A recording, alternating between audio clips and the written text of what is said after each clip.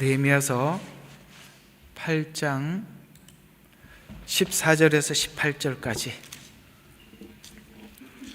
자, 14에서 18절 같이 한번 8장 14에서 18절 다 같이 시작.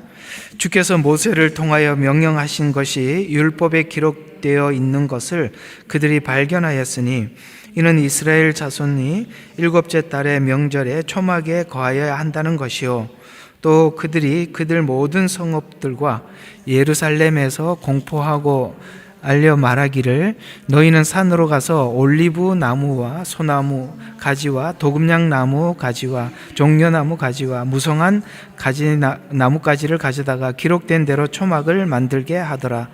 그러므로 백성이 나뭇가지들을 가져다가 각자 자기 집 지붕에 그들의 뜰 안에 하나님의 전 뜰 안에 물문 광장에 에브라임 문 광장 초막을 지으니라. 사로잡힘에서 돌아온 자들은 온 회중에 초막을 만들어 초막 아래에 앉았으니 눈의 아들 여호수아의 때로부터 지금까지 이스라엘 자손이 이같이 행한 적이 없으므로 심히 큰 기쁨이 있더라. 에스라가 처음부터 마지막 날까지 날마다 하나님의 율법책을 낭독하였으며 백성이 7일 동안 명절을 지키고 8일째 규례를 따라 엄숙한 집회가 있었더라. 아멘. 자, 엄숙한 집회가 있었더라. 이게 이제 신약에 가서 예수님이 명절 큰 날 이렇게 했던 그 말입니다. 자, 오늘 한번 참 중요한 이야기를 여기는 담고 있거든요. 이제 한번 성경을 보시고 중요한 메시지들을 일단은 우리가 눈에 넣고 시작하면 좋겠죠. 14절. 자, 율법에 기록되어 있는 것을 그들이 발견했다. 근데 17절에 보니까 눈의 아들 여호수아의 때로부터 그날까지 이스라엘 자손이 이같이 행한 적이 없었으므로 심히 큰 기쁨이 있더라. 자, 이 두 가지를 잘 주목해서 보실 필요가 있습니다. 성경에 있는데 안 보였다 이 말입니다. 왜 안 보였을까요? 여러분, 성경에 기록이 되어 있는데 성경이 왜 안 보이죠? 자기 뜻대로 사니까 성경이 안 보이는 겁니다. 이제는 하나님이 도대체 왜 그렇게 하셨는지 너무 알고 싶었던 겁니다. 그러니까 이제 보이는 거예요. 발견했대요. 근데 발견이 아니라 원래 있었던 건데 보였던 거죠.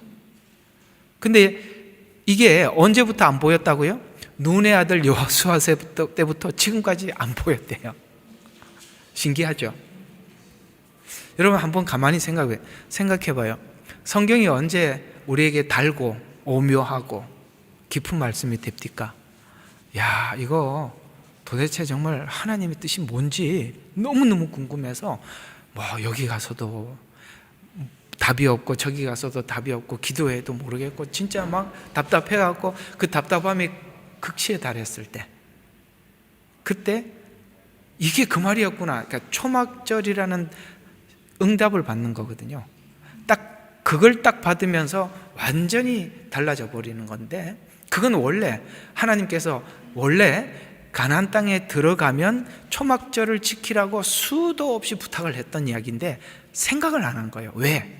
가나안 거민들이 추구했던 그런 삶을 지향하다 보니까 하나님의 사람으로서 어떻게 살아야 되는지 깜빡 잊어버린 거야. 우리가 이제 흔히 그런 말 하잖아요. 세상에 매달려 바쁘게 뛰어다니다 보니 교회는 그냥 형식적으로 그냥 주일날 왔다 갔다 했을 뿐이고 성경이 뭐라 그러는지 하나님 뭐라 그러는지 관심도 없이 살다가 하나님께서 막 그냥 짓누르고 바벨론 포로 생활 하듯이 막 이렇게 하고 나니까 너무 답답해서 이거 뭐지 하다가 드디어 딱 귀가 열렸다, 이렇게 이해를 하시면 되겠습니다. 자, 오늘은 이 내용을 우리가 좀 우리에게 함께 기도하러 나온 우리들이 좀 회복을 위해서 나왔지 않습니까? 우리가 이 내용 속에서 참 중요한 몇 가지를 살펴보려고 하는데요. 자, 우리는 뭔가 하나님 주신 것을 누리다 보면 초심을 잃는 경우가 참 많습니다. 그렇죠? 예. 그게 이제 누리는 것도 있겠지만 오랫동안 교회를 다니다 보면 감각을 잃어버릴 수도 있다는 것입니다. 그래서 우리는 처음 온 사람들이 감각이 살아있는 거 보고 좀 놀라죠. 나도 옛날에 그랬는데. 하나님이 사실은 그 감각을 계속 유지하기 위해서는 뭔가를 하라고 그랬거든요. 초막절을 이렇게 너희들이 직접 너 스스로를, 그러니까 성경 표현에 따르면 너는 너 스스로를 괴롭게 하지 않으면 우리는 그냥 누림에 젖어버리니까 그걸 일부러라도 그렇게 하라는 거예요. 일부러라도. 그러니까 초막절이라는 것은 정말 아까 이제 여기 엉성엉성한 나무 가지들 막 이렇게, 원래 초막을 지을 때는 그 비가 와도 비가 새도록 그렇게 지어요. 그리고 또 하늘에 누워도 별이 보이게, 그러니까 엉성엉성하게 해서 바람도 통하고 그 다음에 하늘에 별도 보이고 비가 오면 비가 뚝뚝 떨어지고, 근데 집에 못 들어가 일주일 내내.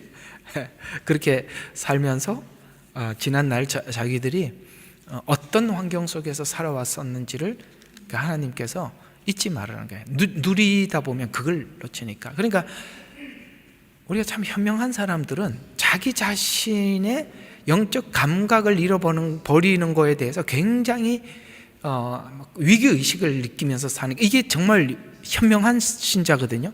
근데 자기가 감각을 잃어버리고 있는데도 그거에 대해서 방치한다던가 거기에 대해서 별로 회복에 대한 그 노력이 없다든가, 이게 정말 미련한 거거든요. 그러니까 누리다 보면은 초심을 잃을 경우가 많아요. 초심을 잃은 사람들은 사실은 공통적으로 뭐가 보이냐면은 자기가 초심을 잃은 줄 몰라요. 그래 얘기를 해줘도 못 알아듣더라고요. 그래서 초심을 회복하도록 바벨론 생활을 하고 돌아온 후, 참 희한하죠. 조금 전에 지금 느헤미야는 뭘 지었어요? 성벽을 지었어요. 그러면 우리가 성벽을 지면 성벽 안에서 거해야 되잖아요. 근데 성벽 밖에 나와서 초막절을 지키래요.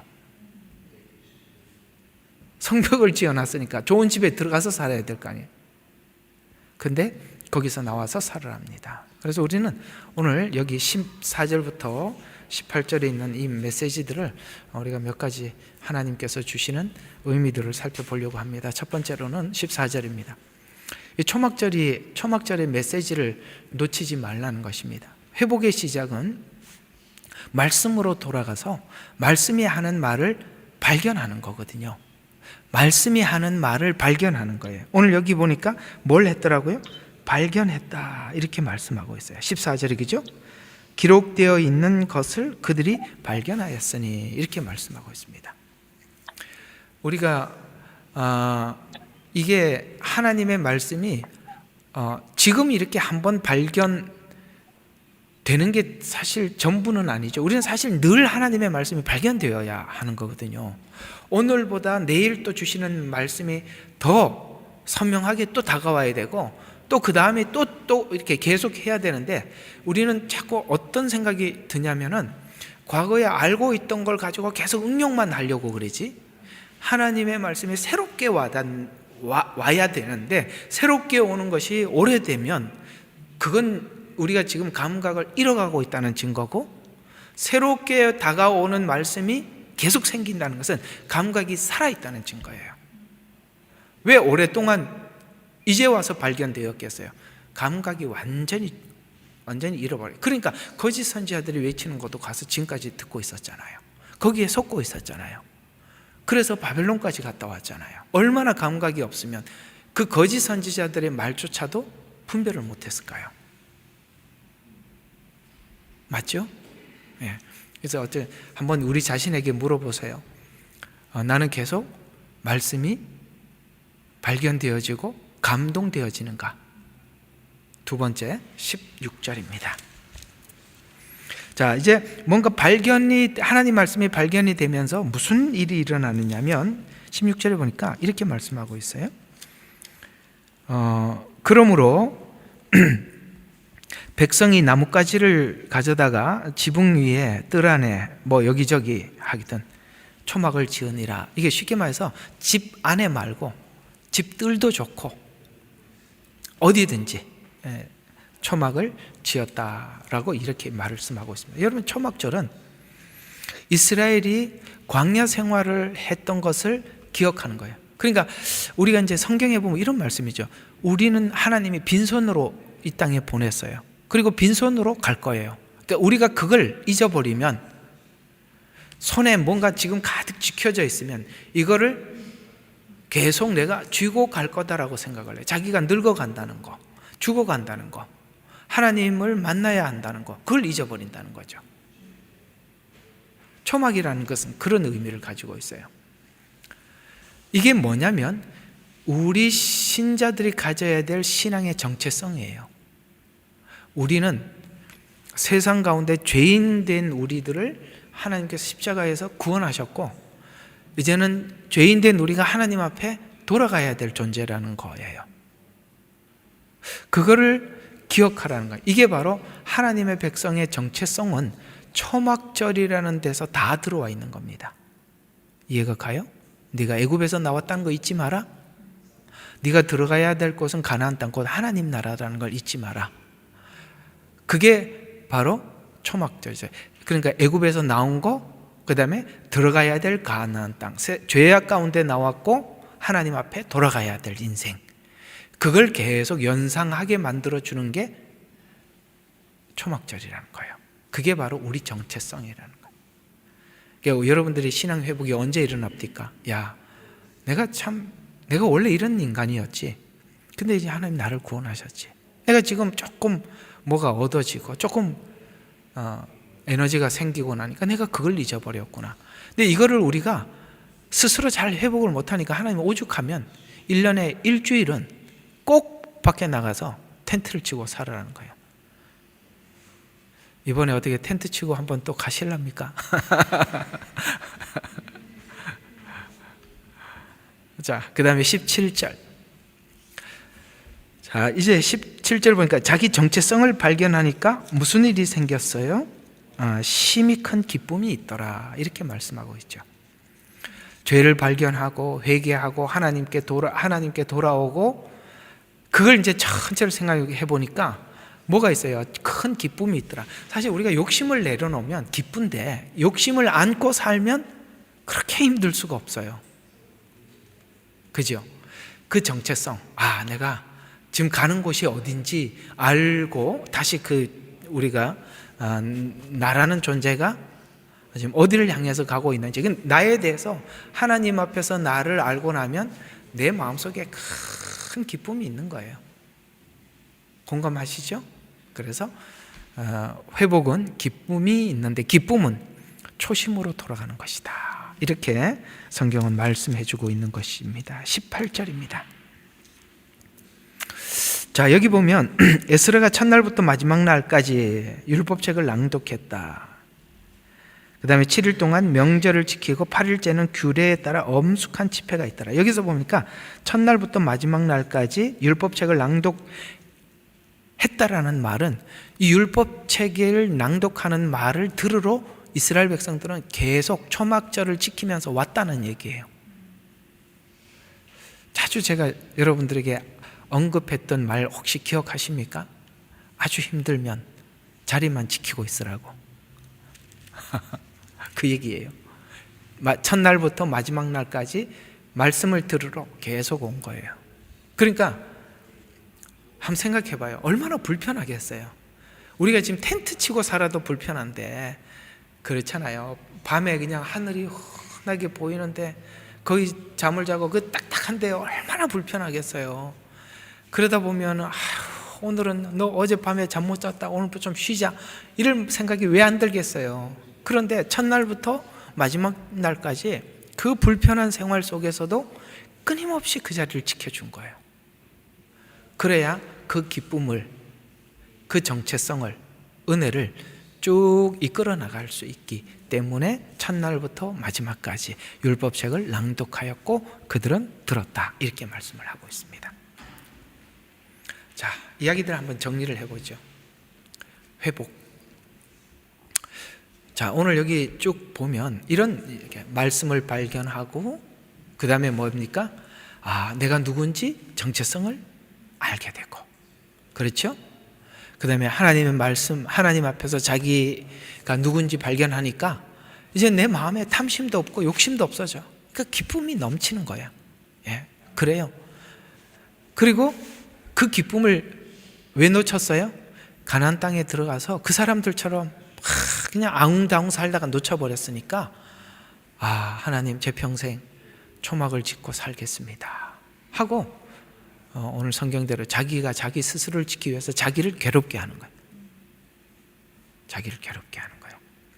들쑥날쑥하지 않았다는 거예요. 성실이에요, 신앙도. 예. 이렇게 생각하면 안 돼요. 하나님 마음이 아직 안 가서 조금 있다가요. 그게 마귀 작전이에요. 뭘 마음이 가? 언제 갈 건데? 마귀가 그 마음이 갈 때까지 둘 것 같아요? 다음 더 좋은 거 또 갖다 주고 계속 하는데 바빠서 언제 오시겠어요? 다 그만두고 항상 1순위를 하나님 앞에 가는 것을 해서 쭉 지켰다라고 이야기합니다. 오늘 참 이스라엘 백성들이 눈의 아들 여호수아 때부터 지금까지 한 번도 안 했다는 게 참 신기하죠. 그죠? 예, 그렇게 들어가서 그 땅을 얻고 누리면서 살면 그거 참 감사하게 생각하고 그럴 텐데 그걸 잊어버리고 살았다는 것을 우리가 같이 생각을 해보면 참 여기서 주는 교훈들이 많아요. 이 느헤미야서는 교회가 일어서려면 느헤미야서가 말씀하고 있는 이걸 소화를 해야 돼요. 우리 오늘 같이 좀 여러분들과 함께 계속 기도하겠습니다만